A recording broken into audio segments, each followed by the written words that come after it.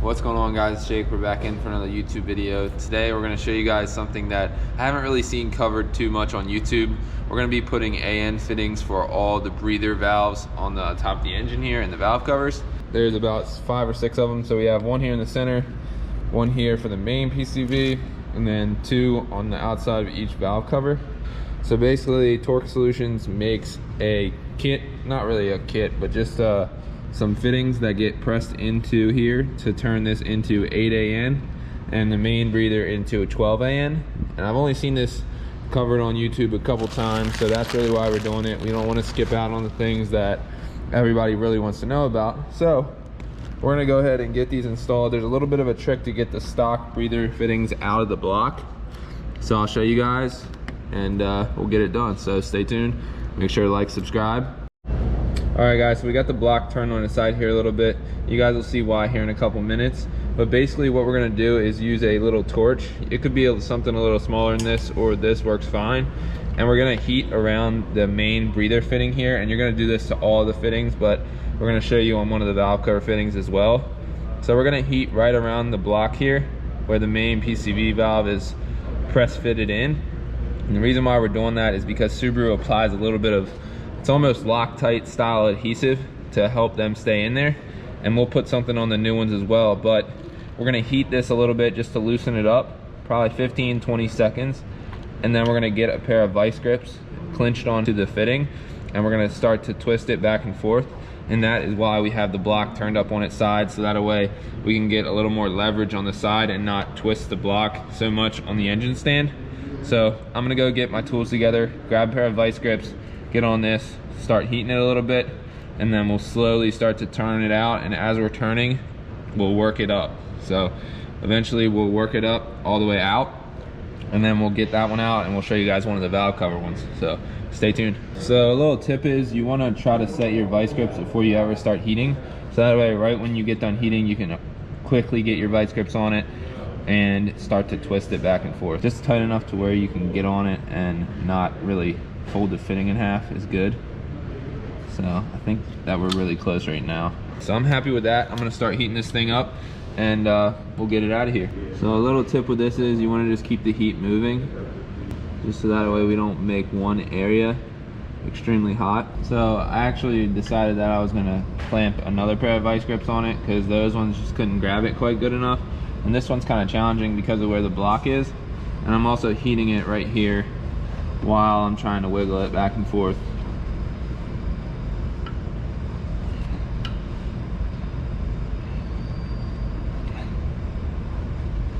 See, we got it turning just a little bit. So the more we can get it turning, the better. Just help it loosen it up.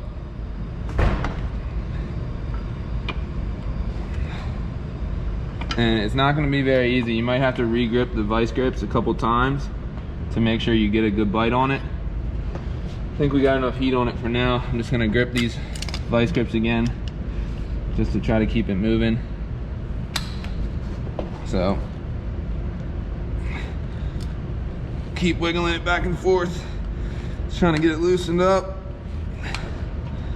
It'll slowly start to work its way out of there as you do that. And we did actually damage the shape a little bit of it, but it's not going to matter because we're not going to use it again. So here it comes, getting really close now.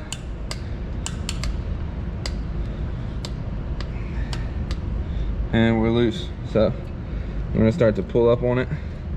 There it is. So that's the main PCV breather fitting. We just removed it. This is just something that not a lot of people show, so I figured I'd want to show you guys. And you can use a slide hammer for this, but it's probably not going to work too well. And what you can have happen is some metal shavings from the slide hammer will go down into the crankcase, and you obviously don't want that. So this is the best way to do it. Now let's move on to the valve covers. They should be a little bit easier than this main one. And you guys can see I already did that one a couple days ago just to get my bearing straight on what exactly had to happen.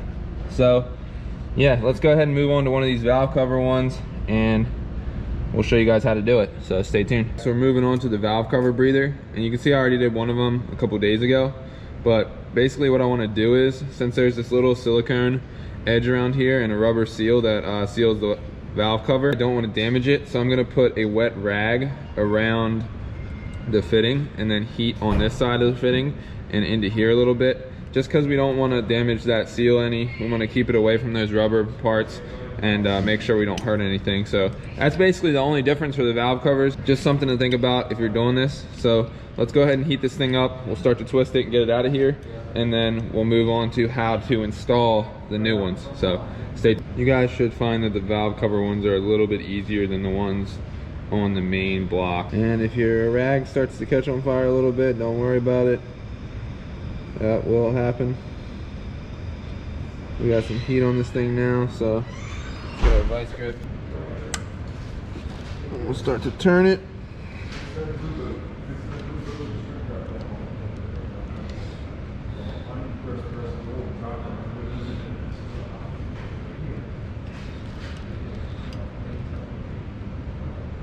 Oh, get loose.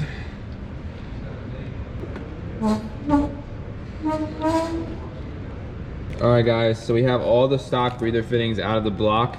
You might be wondering, why am I holding a bag of ice? Well, these actually have our fittings inside here, and I actually have them in another bag so they can't get wet. But the reason why I did this was these were in the freezer at my house for the last 2 or 3 days. The point behind it is just to get them all really cold, so that way they'll go into the block a little bit easier, because heat expands, cold contract. That's why we put them in this, and I just put them in a bag of ice just to keep them cold while I was working on getting the old ones out.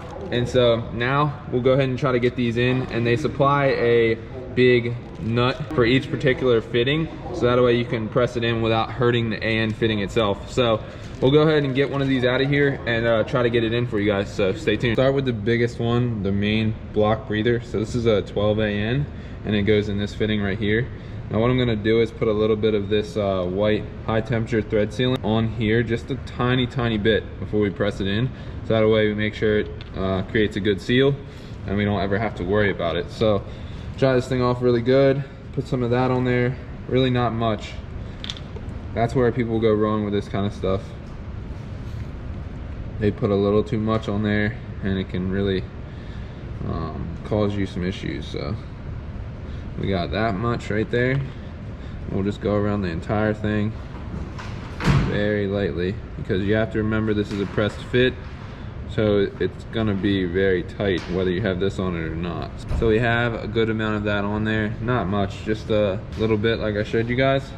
So next thing we're gonna do is screw this nut onto the top of this AN fitting that's supplied from Torque Solutions. And that way we can hit this thing down into the block without hurting the threads on our AN fitting. So I'll set it right there like that. And now we're just gonna give it a little tap, see if we can start this thing.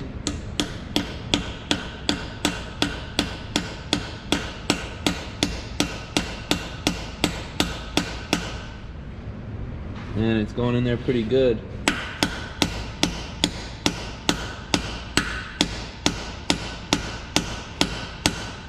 So same thing with the middle block vent here. We have a little bit of that thread sealer around the press fitting where it goes into the block, and we're going to use the Torque Solutions supplied nut to screw it down onto this AN fitting, and then we can press it into the block without hurting our AN threads.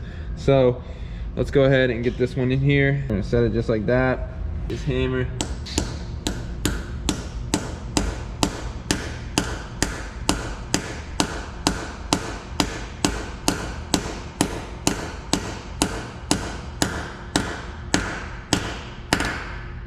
So you'll hear the hammer change tones when you have got it down in the block all the way. And we did get it down in the block all the way. So that one looks good. Now we can move on to our valve cover breathers and get those done. The reason why I wanted to do this was not so much that it really needed to be done, more so that we can clean up all of these breather fittings and have a really clean engine bay when we get all done.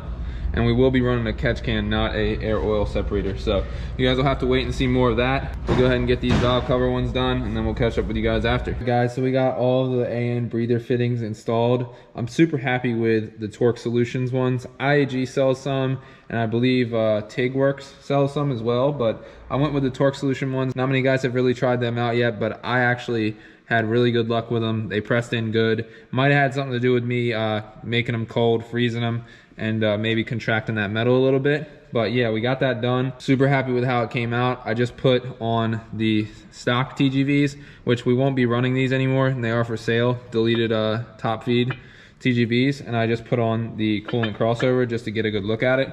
Also painted the coolant crossover. I was super happy with how that came out as well.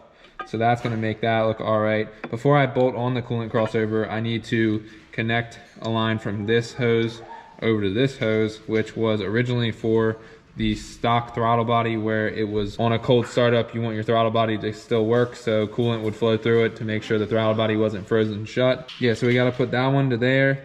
And then I also wanna get my AN fitting for this main block breather in the middle before I go ahead and bolt down the coolant crossover, because it's just gonna make it a lot easier to put this on and tighten it up over here if I don't have the crossover on, rather than coming in behind here and trying to tighten up that fitting, because it is a T fitting that goes over to our heads. So for now, this is where we're gonna end the video. Hope you guys enjoyed it. Like I said, there isn't too many guys showing you how to do this on YouTube, and it was pretty tricky, so be sure you drop a like, hit that subscribe button if I helped you out with this one, and we'll see you guys in the next one. Stay tuned.